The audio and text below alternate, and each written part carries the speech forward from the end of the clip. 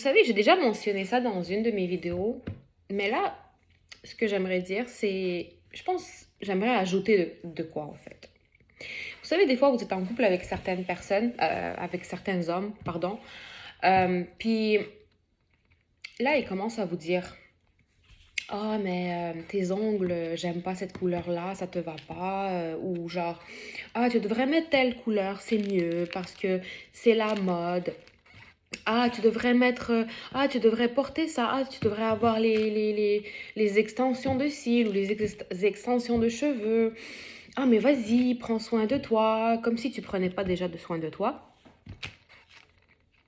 Mais le pire, après, ils vont vouloir du naturel en même temps. Ça, c'est de un. De deux, ils vont commencer à parler de tes affaires à toi, c'est-à-dire tout ce qui est féminin, comme si eux, ils étaient des femmes. Par exemple, ils vont te parler des règles des femmes, c'est-à-dire des menstruations, comme si eux, ils connaissaient sur ce sujet plus que toi. Ils vont commencer à te parler des choses comme, je sais pas moi, les femmes qui ont la ménopause, les hormones des femmes, tout ça, tout ça, tout ça, comme si c'était eux les femmes.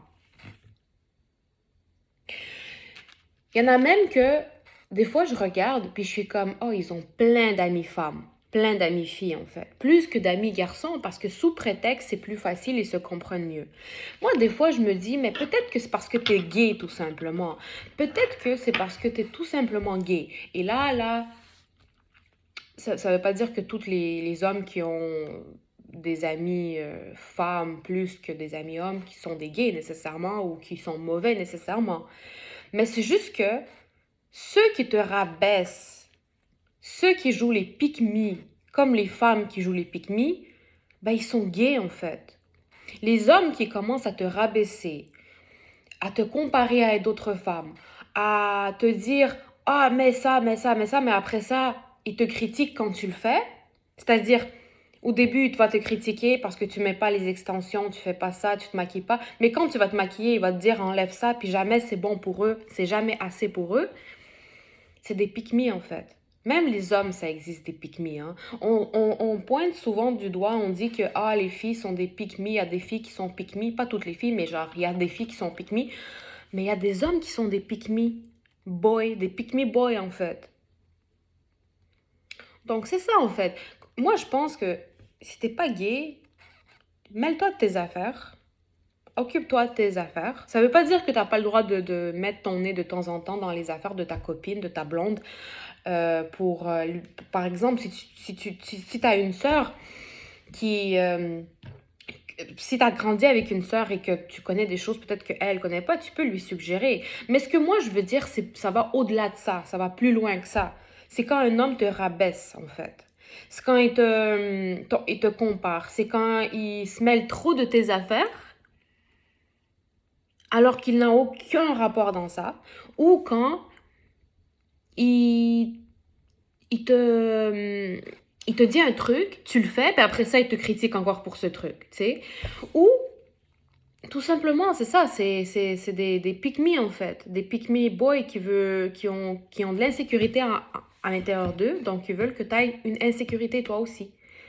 Parce qu'ils ne peuvent pas te dire que tu es juste belle, ou ils vont te dire que tu es belle, de temps en temps, juste pour paraître bien, pour dire que ok, genre je l'ai dit, pour qu'après elle me sorte pas l'argument que je l'ai pas dit, ou que si on doit se chicaner parce que je l'ai trop rabaissée, de temps en temps, je vais lui dire qu'elle est belle. Je vais lui dire quelque chose de bon. Alors que donc toi, tu commences à quoi? Ton cerveau commence à se détourner comme ça. Ça commence à être mélangé dans ta tête.